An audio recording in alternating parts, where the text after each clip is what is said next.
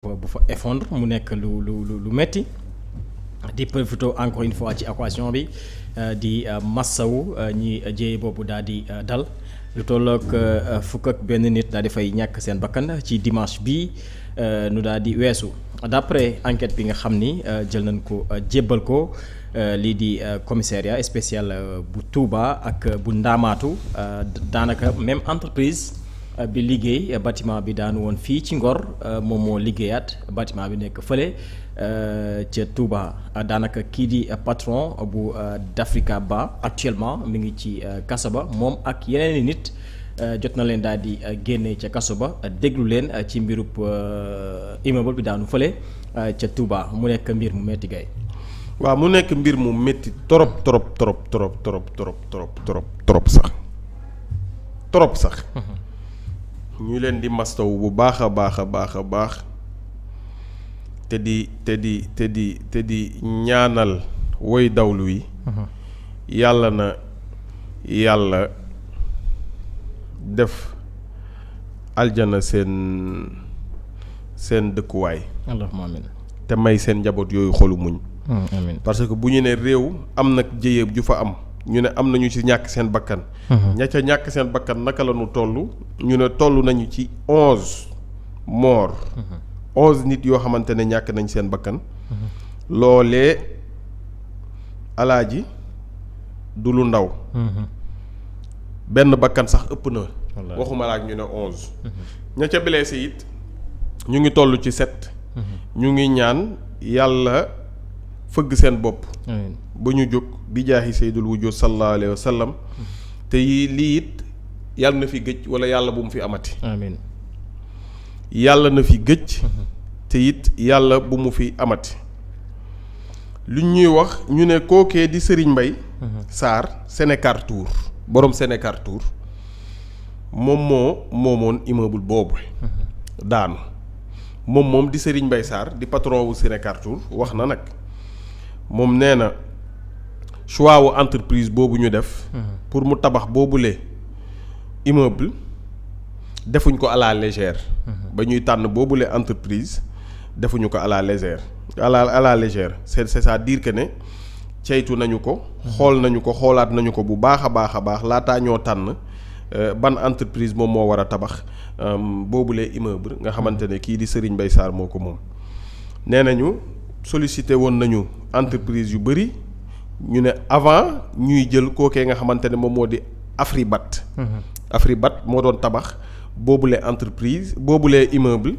te Afribat kookee tudd di Pape Fall moom moo koy diriger mu ne yaakaaroon nañu tamit ne Afribat benn entreprise bu crédible la mu ne boobule entreprise tamit def na ses preuves foofule ca Touba avec la construction de 2 bâtiments du complexe Cheikh Ahmadou Bamba ainsi que du lycée Serigne Cheikh Mbacké entreprise boobu mu taam noonu pour mu tabax boobule immeuble am moom moo tabax complexe Cheikh Ahmadou Bamba moom moo tabax lycée boobooy nga xamante ne moom moo di Serigne Cheikh Mbacké mu ne elle a aussi érigé des immeubles à Dakar dans le respect des normes boobu it entreprise bi it tabax na ay bâtiment foofulee Dakar wala foofu ay immeuble foofulee Dakar foofu ci te respecté na normes yi tamit Mbaye Sarr nag moom moo wax kàddu yi mu ne le contrat de construction signé en novembre 2024 porté sur un montant de 60 millions et le délai d'exécution sur 10 mois mu ne moom ci boppam moom moo insister pour que matériaux yi nga xamante ne dañ koy utiliser mu doon ay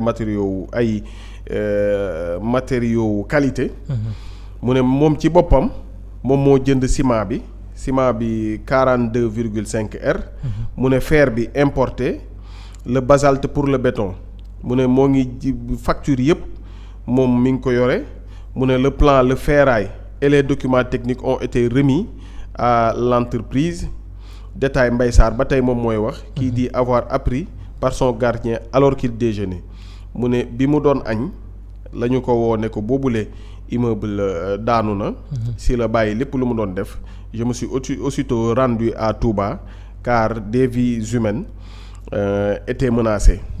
ba tey Mbaye Sarr mënuy wax ne bi mu ñëwee constaté woon na ne bi chantier bi di commencer. mu ngi doon gis ne liggéey bu baaxoon la un travail bien exécuté. mu ne mais ces derniers temps j'ai senti que l'entrepreneur faisait face à des contraintes. Il laisse souvent un technicien et des ouvriers sur place. mais mu ne moom daal gisoon na ne entreprise bi immeuble bi. bi ñu koo tabax commencement bi liggéey bi jaaroon na yoon mais gis na ne bi ñu demee ba ci fin bi entrepreneur bi amoon na daal ay rëq-rëq wala ay contraintes. ay mbir daal mu ne te souvent. dootu du entrepreneur bi daanul woon nekk sur place benn technicien la fay bàyyi. ak ouvrier yi. ba tey Mbaye Sarr moom mooy wax. Interrogé par la responsabilité de l'entreprise Mbaye Sarr reste mesuré mu ne tous les autres bâtiments qu'elle a construits tiennent bien. mu ne Mbaye Sarr ba tey moom Sénégal Carrefour nee na entreprise bâtiment yu ñu tabax yépp ñu ngi normal. mu ne peut-être qu'il y a eu une faille ici mu ne peut-être nag fii nag moom am na benn rëq-rëq. mais il ne faut pas tout rejeter. mu ne ça veut pas dire que ne liggéey li entreprise bi def yëpp bon. mu ne c'est un accident du travail aussi tragique soit-il mu ne ak lu mu ñàng daal mbir mi. accident de travail la. Face à l'ampleur des ramifications provoquées par la chaîne complexe de sous-traitance ayant entouré la construction du bâtiment, la police accélère les auditions. Le commissariat spécial de Touba ainsi que celui de Ndamatou ont été mobilisés pour auditionner l'ensemble des personnes impliquées. Des soupçons de négligence grave ont d'ores et déjà été mis en lumière par les premières auditions. ñu ne le maître d'œuvre Péfal déjà incarcéré mooy ki nga xamante ne moom la Mbaye Sarr doon wax. kookee nga xamante ne moom moo di Péfal moom jàpp nañ ko mu ngi foofule ci Rebeuss dans l'affaire de l'effondrement de Ngor. kon même entreprise bi moo doon tabax bu Ngor bi aussi. mu ne sera extrait pour être entendu dans le cadre de cette nouvelle tragédie qui a fait 11 morts et 7 blessés.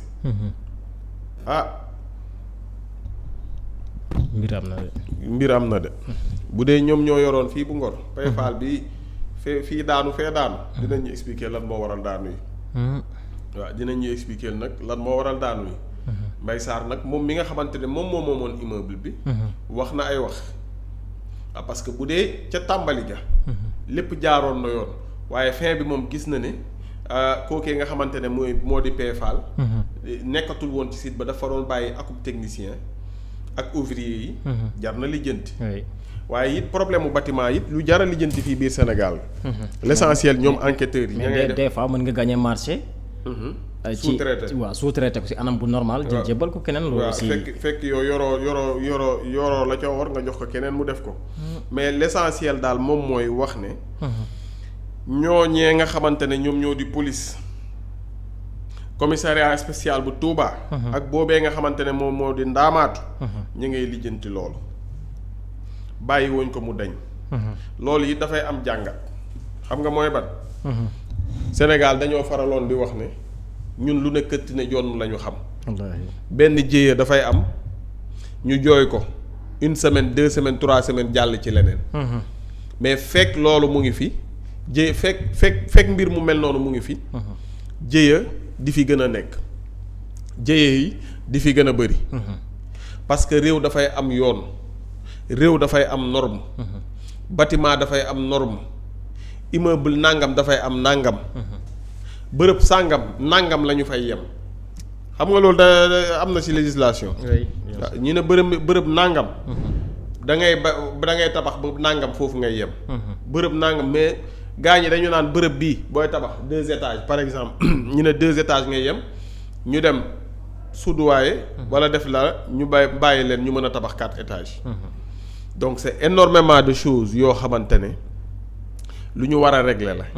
waaye bu dee bërëb tamit bu fa jëyee amee ay bakkan yu wadd bëri kon du loo xamante ne dañu ko war a.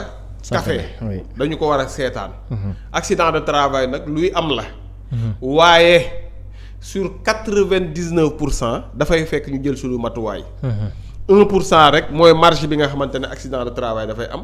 te accident bu amee tam du accident yoo xamante ne dafay génnee ay mort à ce point.